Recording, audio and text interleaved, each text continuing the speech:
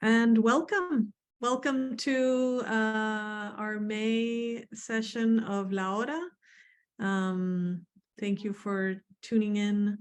To those of you watching the recording, I'm Cynthia Lawson Jaramillo, Director of the Deed Lab, and I'm joined here also by Valentina Palacios Velásquez, who's a research fellow in the Deed Lab.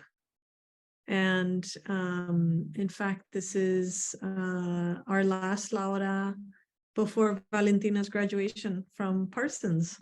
So wanted to thank you, Valentina, for your partnership and all of your amazing work in the Deed Lab. You've been an amazing partner, contributor, co-creator of La Hora, and you're leaving quite the legacy. And I'm delighted that we'll continue working together in other ways, but wanted to, give this formal voice of gratitude. Thank you so much, Cynthia, and thank you, everyone. Thank you. Congratulations. Congratulations on your graduation. Valentina. That sounds wonderful. Yeah. Appreciate it. Awesome. Great. So what we do when we don't have a particular guest today, so you all are welcome to share a thing that may have brought you to today's La Hora.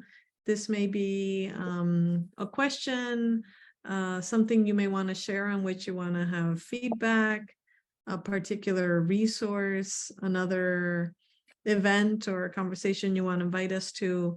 Or you can also just let us know that you're here to listen and don't really have a thing for the group. So I'll go around and ask if you have a thing, and then I'll facilitate a conversation with the various things that are in this space. So thank you so much for being here today. So Farsana, I'll start with you. Do you have a thing?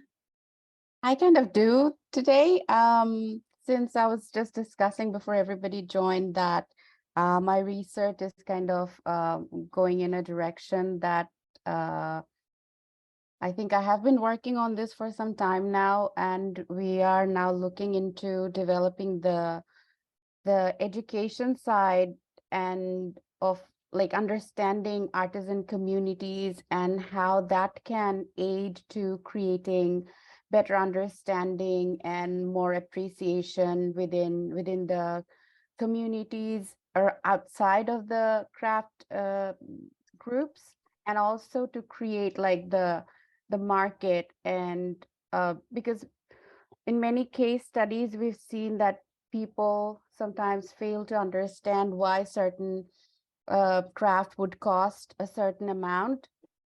They're willing to purchase something from a corporation paying that big amount, but they're not willing to pay the similar cost for, like, you know, a traditional shawl that has taken somebody a year to produce, and you know they're not willing to pay thousands of dollars for that. So we're kind of investigating into that space. If we could, you know, get this information through to the audience or to the customers or to the market and create that better understanding and appreciation of, you know, what goes into producing this kind of artisan product, and thus kind of help the market actually to grow and have better understanding and appreciation for the cultural aspect of the communities who are producing it, and you know, in that area. So I would like any kind of advice or direction with this. Wonderful, thank you. So we'll come back. We'll come back to that. Valentina, do you have a thing? I don't really have a thing today, but just listening to what Farsana was saying, I do kind of like remember something that like people used to say of like maybe like just creating like a comparison between like what like we used to call luxury. So like, I don't know, like how much time it takes to produce like a Louis Vuitton handbag versus how much time it takes to actually produce like a handmade product. And what is like the conception of people in terms of like just like that luxury and the work behind like luxury products. So that's something that like just came to mind as you were talking. Yeah. Awesome. Thank you. Brenda, do you have a thing? So this is my first time, so I have been dealing with medical issues, and I am just learning about your program and your work.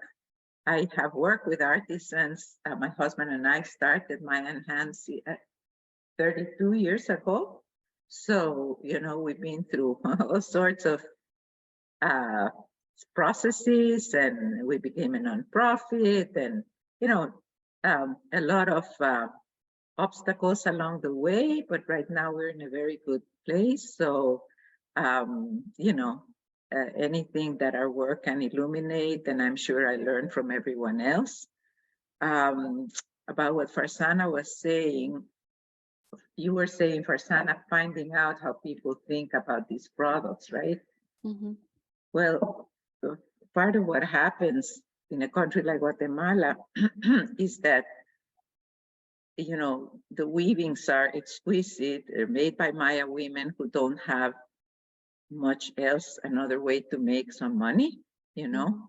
Mm-hmm. And therefore, there is so much product in the market that immediately devalues the price, because, you know, there's just so much, and it becomes a race to the bottom. The women have to lower and lower their price so that they can sell their products. And people are really ignorant. The tourists are mesmerized by the prices, but they still don't think about it twice and pay those prices and even haggle, you know, to lower them even more. So to me, it's a matter of education.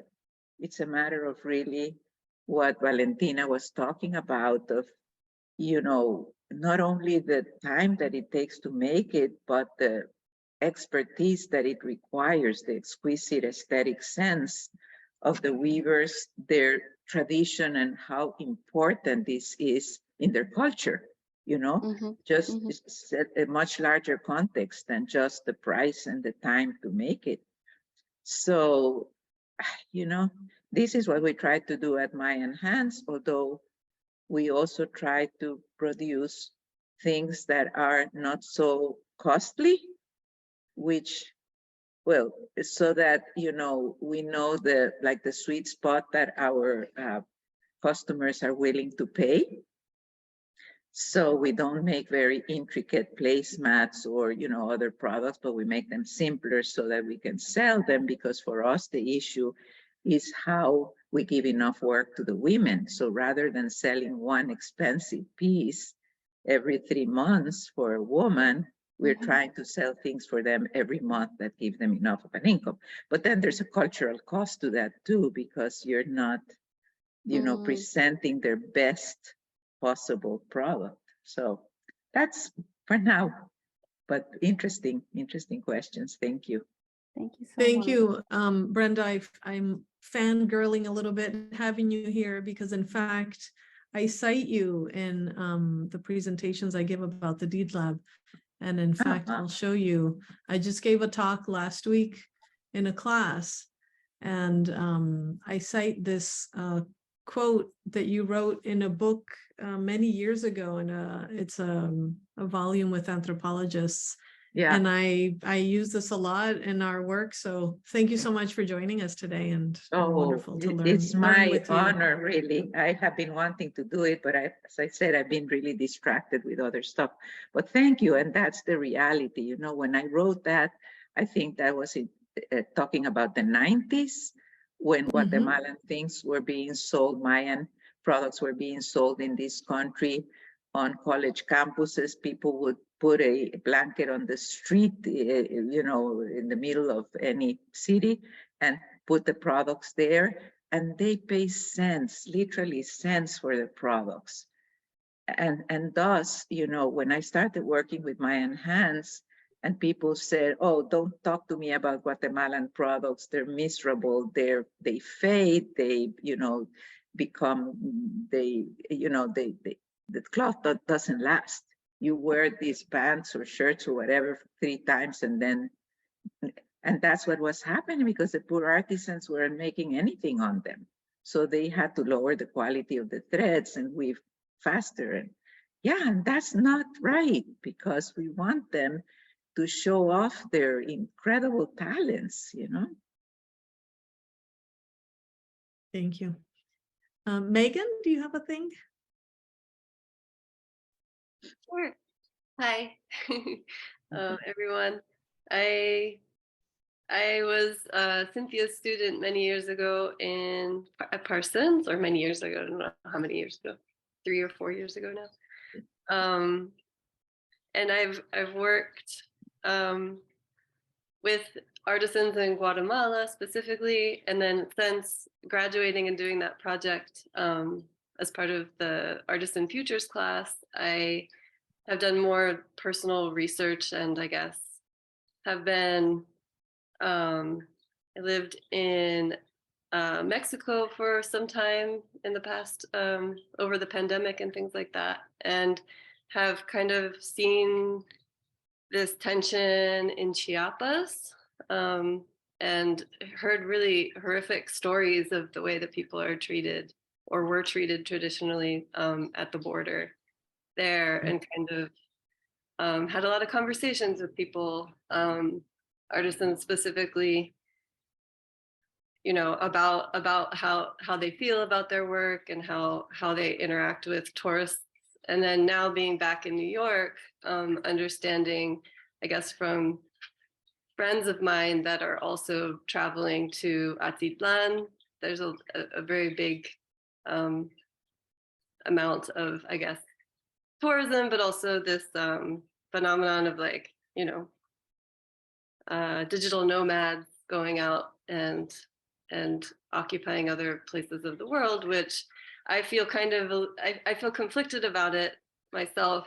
And I'm still kind of at odds. I don't know how to, I try to talk to my friends that are going and trying to, like, have this type of conversation about what people are paying for and how they value, and know some people that go and buy lots of product, whatever it is. Specifically, most recently, like cacao, brought back a whole lot of cacao, so you could, you know, make money coming back to the US and sharing cacao with people here. And I guess I don't know, I'm here today because I'm kind of still struggling with the whole idea. And I was talking to some friends last night about it, and mentioned something that Cynthia had brought up in a conversation earlier, that with this digital nomad visa, like bringing people into Colombia, and that the income requirement to get this visa is $700 a month or something around that amount. And I was talking with friends about it, and their positioning was, you know, there's so many people that are coming to the US with immigration and things like that. Like, maybe it's better that people also are going to the global South, because maybe there's more opportunity for empathy on the other side, or more cultural, I don't know, conversations, and seeing people's faces and knowing that there are people behind products and behind things, and that people have impact on cultural and like natural resources in Atitlan, like the lake, and how infrastructure is not maybe prepared for the quantity of people that are there. So yeah, that's why I'm here today. I don't know if it's a thing. It's a kind of a big thing. It feels like a big thing. A big thing, yeah. Thank you so much, Megan. Thank you, Megan. for Thank being you. here. It's very interesting. Yeah. And Vincent, if you wanna, do you have a thing? Thank you for joining us. Hi. Morning. Hi. Thank you for having me and asking me. So I'm sorry, I came in late. So what can you give me a little more Oh yeah, so background? we have, once in a while, we'll have an open conversation. There isn't a particular guest that's presenting today. And so do you have a particular question or anecdote or work Sure. that you're doing that relates to craft, design, social impact, ethics? Absolutely. Well, unfortunately, today I switched careers, but for the past 12 years, I was working as a fashion embroidery designer, No. and specifically for like New York fashion houses. And so I definitely had firsthand experience in kind of seeing how artisans are leveraging in American commerce, right, or Western commerce, and how that system is so kind of broken. And I've always found this particular kind of initiative to be very personally interesting to me, just because I was part of the system, right? And so there was no real question that I want to ask today, but I guess there's one thing that I did notice in the past collections in couture was Christian Dior was really championing kind of Indian embroideries, and how the Maria, I can't pronounce her last name, but it's Italian, and she's a creative director of Christian Dior, and was really making an effort to kind of showing some visibility in just in traditional embroidery crafts, and how she interpreted those skill sets into like Western fashion couture, right? And so that is something that if you yes, Maria Grizia, sure. Cutie. Sorry, names and I are not the strong, it's not my strongest point, but yeah, that's just one thing that I found very kind of, at least she's making kind of starting a conversation on kind of acknowledging that, right, these skills are not particularly of West, they're not, they're really dependent like a lot on countries like India that I know of, specifically on like kind of creating these exorbitant, really high luxury artisanal pieces, right? But kind of whitewashing it almost, right? And like, it's made in Italy, but really the embroideries and the handcrafts are usually done in less kind of they're not in Italy. So like, I think that's just one thing that I did wanted to, that was a thing that I wanted to bring up. Thank you. Thank you. Thanks for being here. Well, we couldn't have planned it better, because the thing that I was bringing was in fact this New York Times article from 2020 that I did not read at the time, because it was published 2 days before my kids' school was shut down because of COVID, right? That's when the lockdown started in New York. But the title is Luxuries Hidden Indian Supply Chain, and it's precisely about the Dior, the infamous Dior collection that came out of India. And I'm going to post a gift link to this article here in the chat. Wow, it's a very long link, but I'm hoping that that'll work for you. But for people watching the recording, it's the New York Times article called Luxuries Hidden Indian Supply Chain, and it's published in March 2020. And I think that there's a really interesting connection between what you all have shared. So wonderful, Vincent, to have your firsthand expertise as what many people are now calling the artisans that we need to come back to New York. I went to an event last week by a nonprofit called Closely Crafted, and their mission is to bring back sewing to New York, and to bring back making and the industry in fashion in New York, and not relying only on global labor. Of course, it connects, Valentina, to what you were framing early on. Megan, this idea of extractive travel is something that's really interesting, and the questions that you bring up are so connected to even to some questions that a current student is exploring as they're navigating the issue of gentrification in the Lower East Side of New York City. So how do we as tourists also become gentrifiers? And how is an extractive relationship a form of colonialism? And how is a disappearance of borders for some of us, because we have access to passports and visas and money, a huge privilege that is not shared by all. So this, I'm just struck by somebody that you know making a case that with so many immigrants coming to the US, we should feel like we have permission to also go to these other communities. And I think it's about how we go. And then Farzana, what you were discussing with and Brenda's comment to what you were bringing up around what is that product and what is the price point? So we have luxury on the one end, which seems to be the desirable positioning of many of the artisan brands with whom we've been in touch as a research lab. But the larger labels using very exploitative labor models of artisans who are contributing but a small part of, let's say, a red carpet gown or other kind of haute couture fashion design.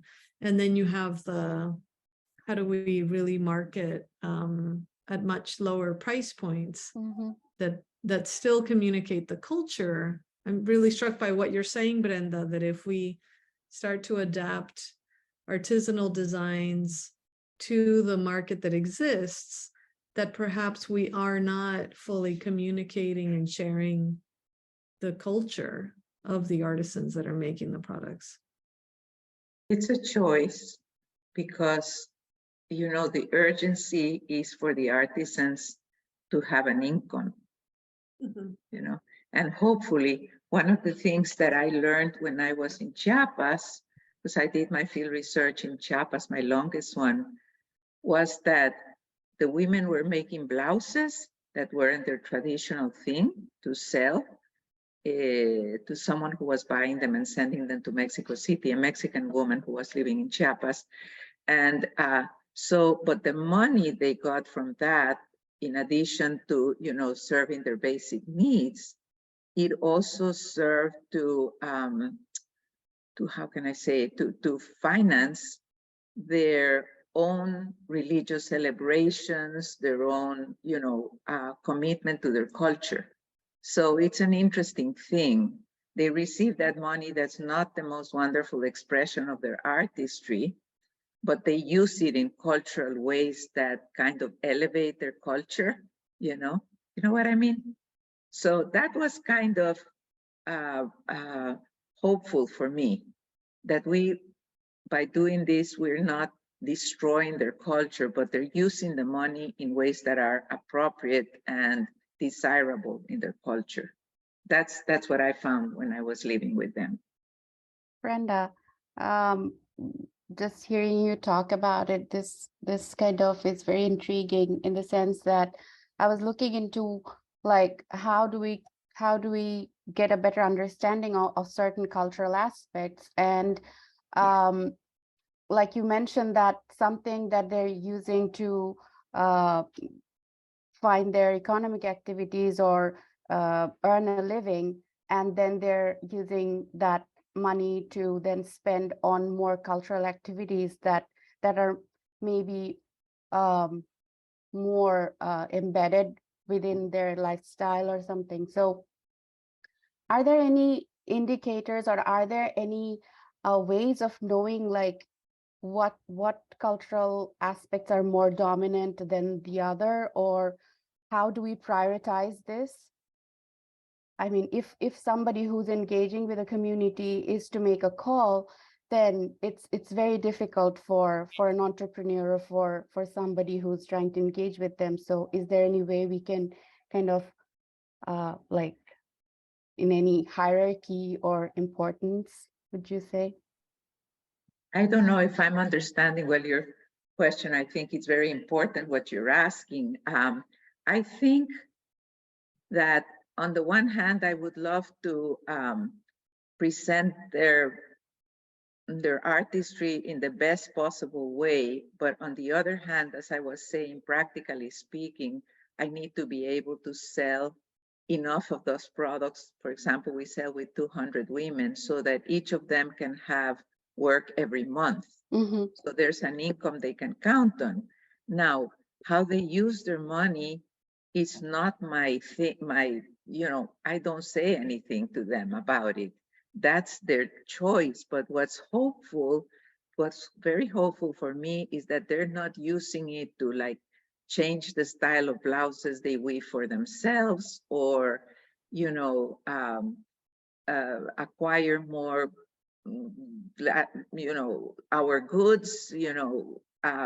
There might be some of that, they may buy, well, cell phone they all have, but so I think that it's hopeful to see that the culture is strong, so that they will reinforce not only the health of their families, but also their own culture. For example, in Chamula, where I worked, celebrating the religious holidays was a major, major part of their life, so central and important for their identity. And that's where they chose to use quite a bit of the money they got from selling their blouses, to put it back into like serving the community, making a big ritual for the Day of the Dead or whatever it was, but it was their decision and their culture that they were reinforcing with this. So I don't know if that answers your question, but it's up to them how they spend the money. We're just thinking it's not even a lot of money, but it's money so that they don't have to get hungry. They don't have to raise up kids that are, malnourished perennially. And then they choose what they want to do with it. Yeah, thank you so much. It kind of helps in a way that what you're saying about that they're not really adapting to those things that they're making themselves, and it's not really translating in their daily lives in any way. They're not making it a part of their traditions. So as long as they're just doing it as an economic activity, as you were saying, that, yeah, and then using that money for a more cultural things to engage with that are more close to them, to their own cultures. Yeah, I understand. Thank you so much. At least that was my experience. And it was something that I always worried about. And when I saw that, I felt a little better, because they're smart and they know what's important to them. So, they're going to use it in ways that reinforce their communities. Hopefully. Thank you. Valentina? Yeah, so Brenda, thank you so much for sharing like so much of like your experience with us. But I do have a question, because like before I started my master's at Parsons, I also was an entrepreneur, and I used to work with indigenous communities from Colombia, especially homeless indigenous women. And I felt that urge to like provide an income stability for them. So initially I started my business just making handbags, but then like, as you say, like it's not as easy sometimes like to sell like that kind of products, because the price point of those products was quite high, because the cost of making the product was pretty high. And so I started like kind of diversifying the portfolio of the products that we provided into like selling like jewelry, or like more like accessories that were like a cheaper price point, because I needed to provide like that income stability monthly for those women. But it got to a point that like I kind of struggled into like, okay, how do I actually let them explore that creativity that they have, or just make them fulfill the orders that we were having? So what will be like your suggestion for like someone that like, I'm no longer an entrepreneur, like I decided to like wind my business down, but like someone that maybe in the future comes to the same situation that I was, and is like kind of struggling between like making that decision, is either or providing an income stability for the artisans and fostering the culture and traditional that they have. Oh, that's a very interesting and important. Well, two things come to mind. One of them is that thankfully in Guatemala right now, there's a Mayan weavers movement.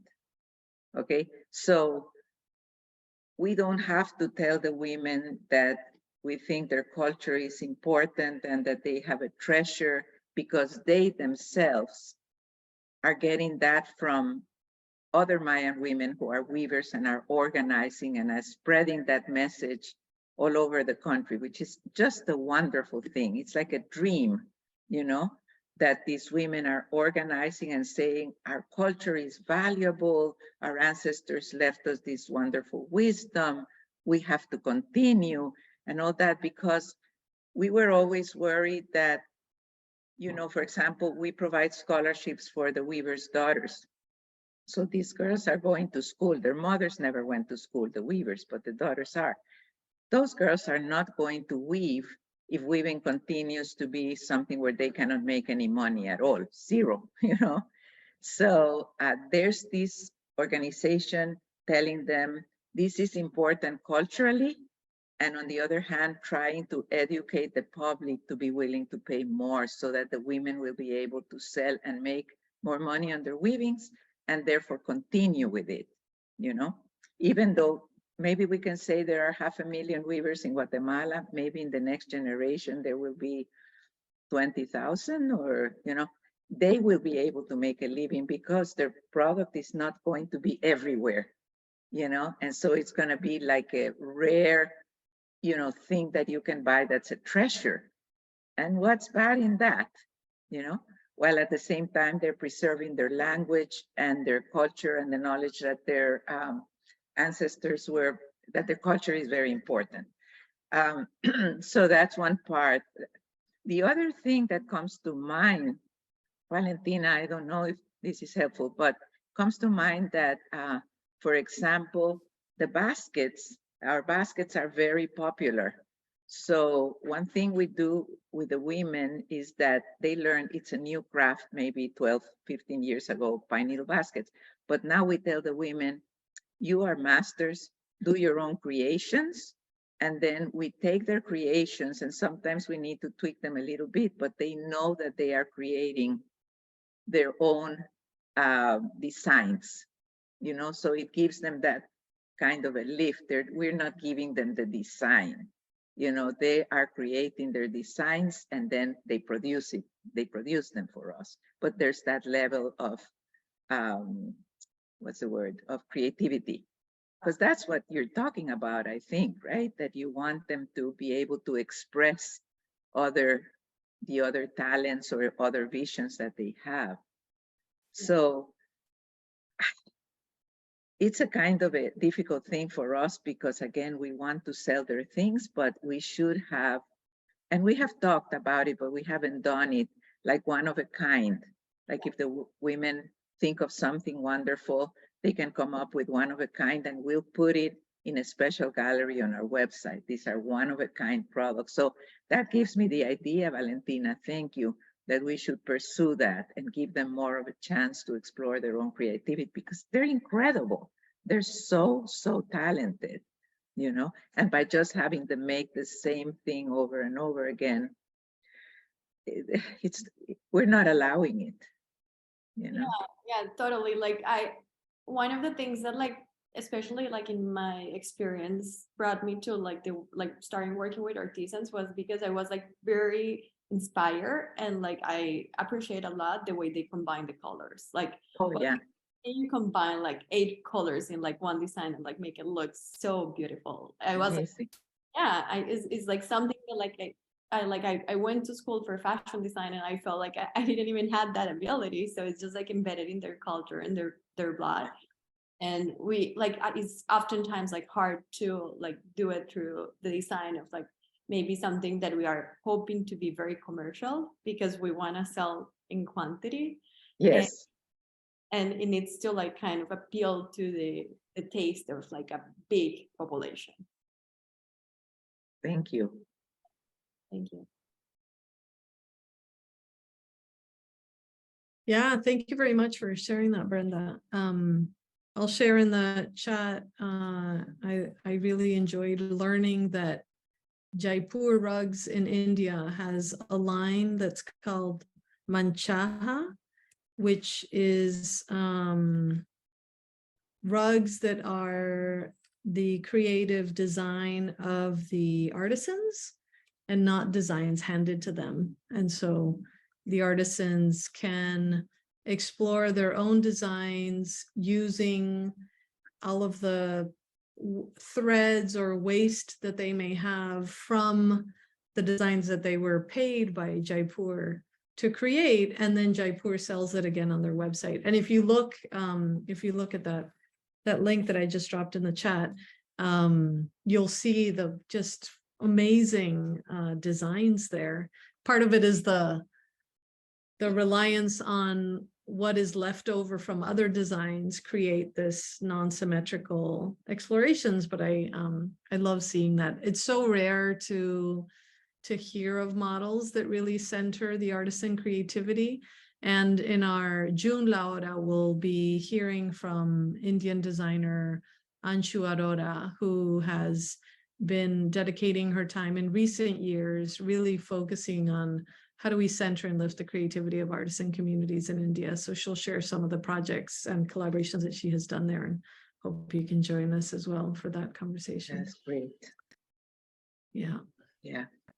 One interesting project in Guatemala that comes to mind right now in that topic is the rug project. Do you know about Multicolores?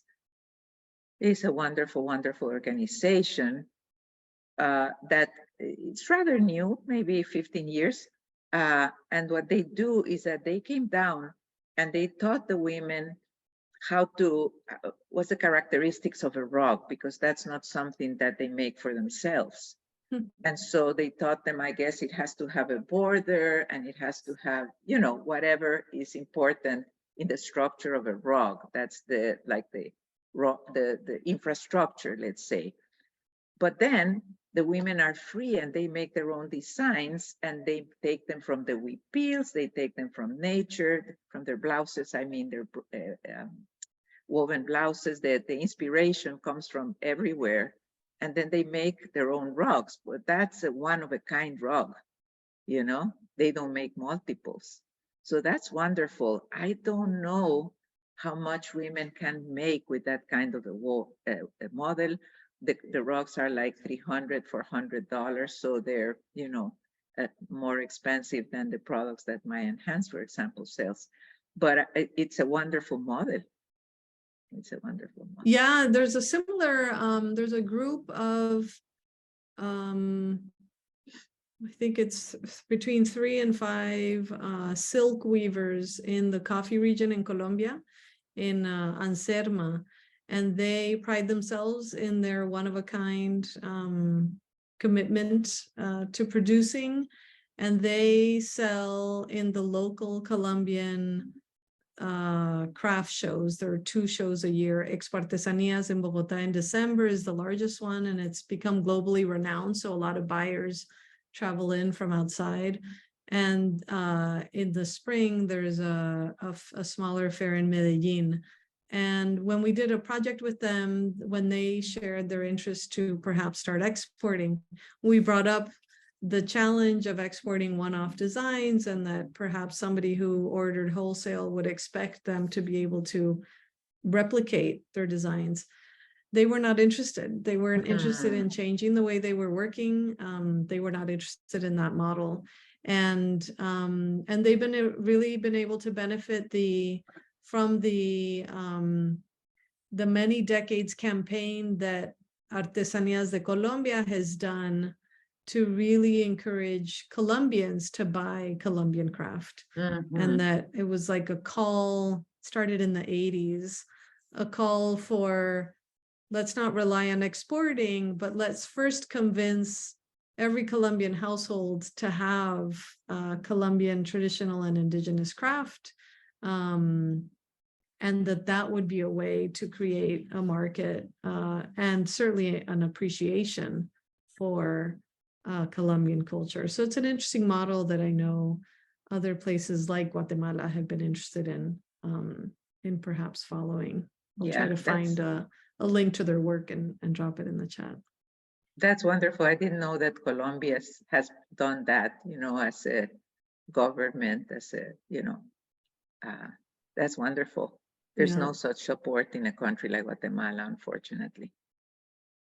Yeah, I went to an event in Guatemala called Guatemala, and it was co-hosted by the Ixchel Museum, Oh, yeah. and with globally renowned designers traveled along, and the person who started Expartesanías in Colombia was there speaking.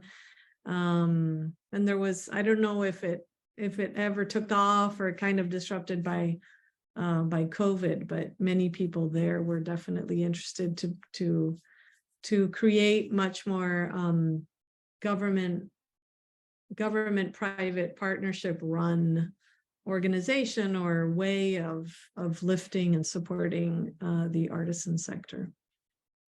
Yeah, the government in Guatemala, unfortunately, has done the exact opposite.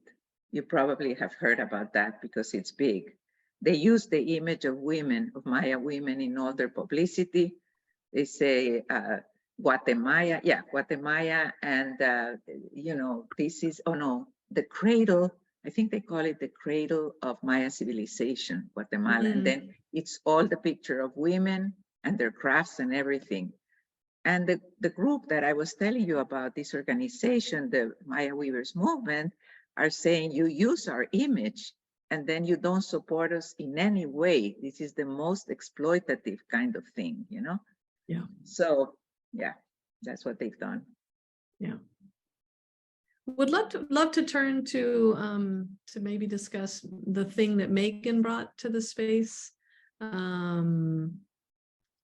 Perhaps we all have examples of how we have found ourselves in communities or places where we were not originally from, and yeah, curious to maybe share one thought that came to mind, Megan, as you were speaking, is the campground rule, that you leave the place in better shape than you found it.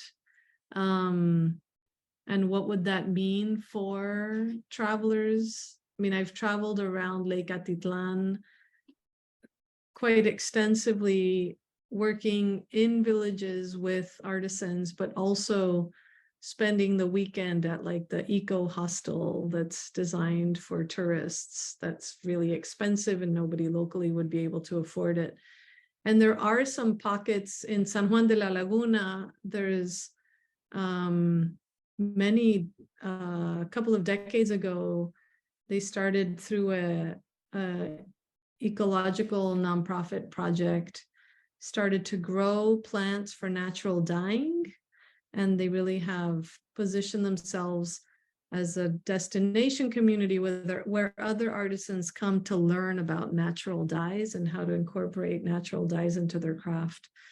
But I think that's the only example I can think of a community really claiming that interest and commitment to eco-friendly practices, and kind of a call for all tourists who visit to also have a similar commitment to the local ecosystems and planet, etc. But yeah, the quantity of people who travel to artisan places and stay and start artisan organizations or brands is enormous. I think there are some exemplars, some that we try to spotlight here, but many that I think are quite extractive. But I think that many people give themselves permission because they witness the poverty and they say, well, we're helping the community generate income.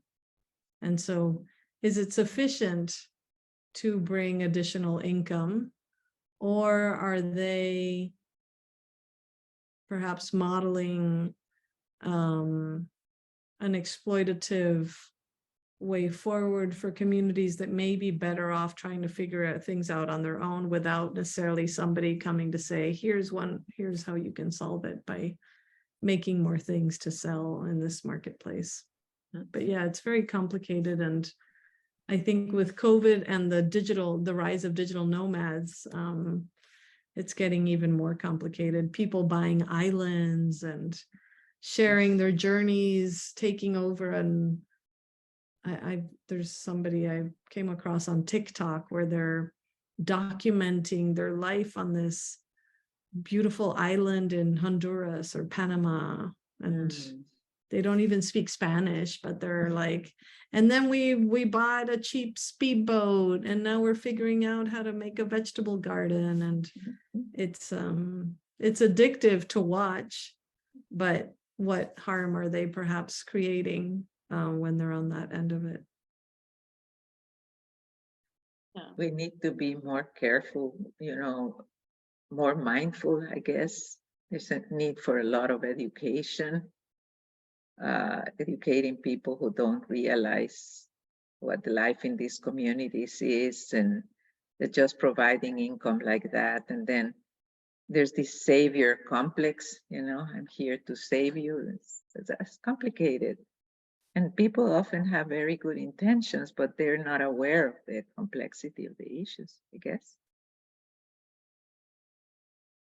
Yeah, I also wanted to add something in, like, just not someone that is trying to start a business, but just a traveler that like goes and like starts just like giving money to communities, or even just buying the products.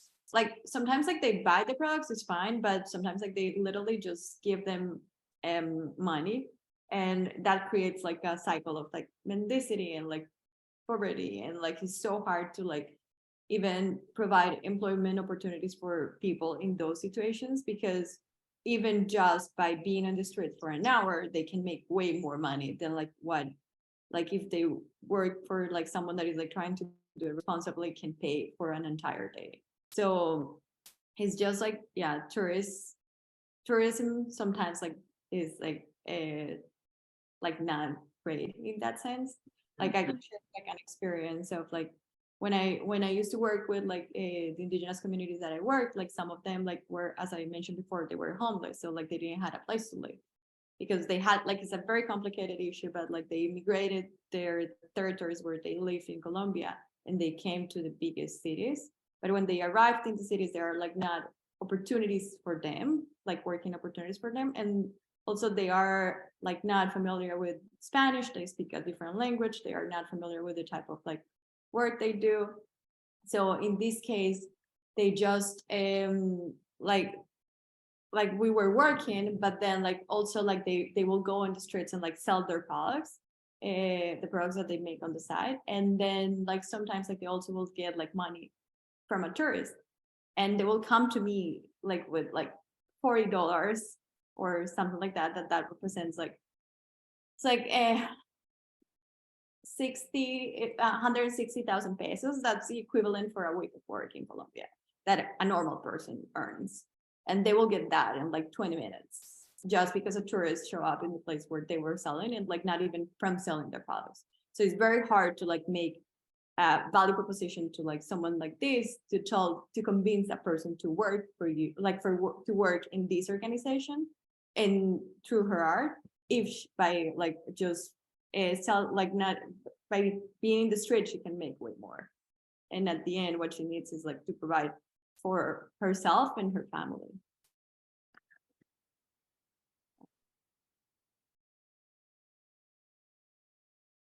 I wonder, Shreya, if you would be willing to unmute and share what you wrote in the chat.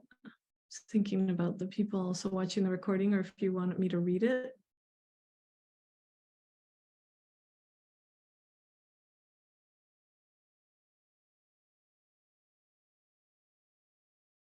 Perhaps I'll read it. So Shreya shared, oh, can't unmute.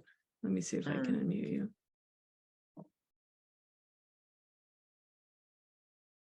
So Shreya wrote regarding the urban craft market in India, I've seen designers working with communities, setting them up on Etsy or Instagram. And what starts to happen is that craftsmen see designs that they use that are often strange, tattoos for block prints.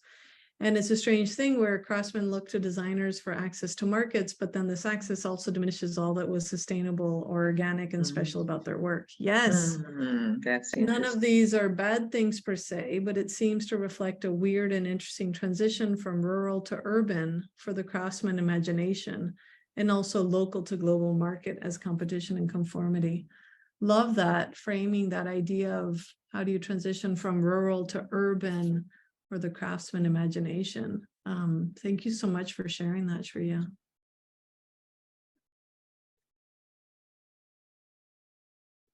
And also protecting their well-being. Yeah, Farzana. I can add a little bit to that because I have been working with some artisans in India, in not in the capacity to working, but generally with some other project that I'm doing.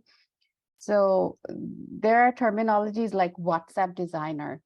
So India is a vast country, and they would access a remote community living in a rural area somewhere. The designers would reach out to them, send their photographs of designs, and reach out to the communities. And then, like Shreya is mentioning here, that the terminology is like WhatsApp design. So the entire process happens over WhatsApp, and the products are made and sent to the urban areas and yeah, to reach bigger markets. I think it's interesting, the concept of culture itself and how culture is dynamic, and this is the natural thing that happens moving from rural to urban. And now, especially in like a more globalized and growing more globalized world that we're in, and the idea that Brenda was mentioning too, like how we want to preserve culture and value what the history and like all of the beauty that has come from that as well. So I'm just curious, like, are we doing it a disservice to try to kind of freeze it in place, or is it better instead to embrace like globalization and dynamic cultural conversations, and also like invite that into the design, into artisan design? Like if they want to weave a Nike symbol, like why should I be the one to tell them that's, we shouldn't do that. We should stick with, what the lake, all of the other types of inspiration that come. So. It's up to them what they want to do. That's, we shouldn't, we do want to help them preserve their culture because we think that it's a valuable thing, but it's always changing and they change it constantly. So it's not like you want to keep them tied up to the past. You want to make sure, and as I said, in Guatemala right now, thankfully, we have that movement that's working on that, to really, because they have been so put down upon and discriminated, that when you live in such an environment, maybe it's natural to think, oh, what I do it's worthless. People pay me, 10, 25 quetzales, $3-4 for something that takes a month to make. So this is not good. You can do that. You could think that, but now there's the whole, the Maya movement meets with them and talks about how this reflects discrimination and learn about the history. So I think it's up to them. It's their life, their culture, their communities. Yeah, and there's a homogenization that may happen that Shreya is also suggesting. When we move away from authenticity, is there kind of that, Megan, you use the word globalization. There's some souvenirs that I see across countries in Latin America. It's like a homogenization of what is local. they're often mass produced in not in that place, and they're imported to be sold as if they were local. But yeah, I agree with Brenda that it's not really on us. I do hear a lot of brand founders or even students here at Parsons wanting to design collections with artisans, because otherwise they're going to lose their craft. They're no longer going to make it. And I question why we are placing the responsibility of continuing a cultural practice on the culture, on the people that have practiced it for centuries, while we allow ourselves to move beyond our cultures and embrace many other ways of being in the world. And Vincent? it's sorry. Oh, Vincent. go ahead, No, no. Brenda, and Vincent. I just wanted to say quickly that in Guatemala, it's very remarkable to see the evolution, especially in their clothes, you know, because you take clothes from the 1920s or something, and then the 50s, the 70s, the 90s, and it's constantly evolving. And right now, it's changed, you know, the shape is different, the designs are more involved or less involved. They're changing all the time. Yeah. Yeah, and Vincent?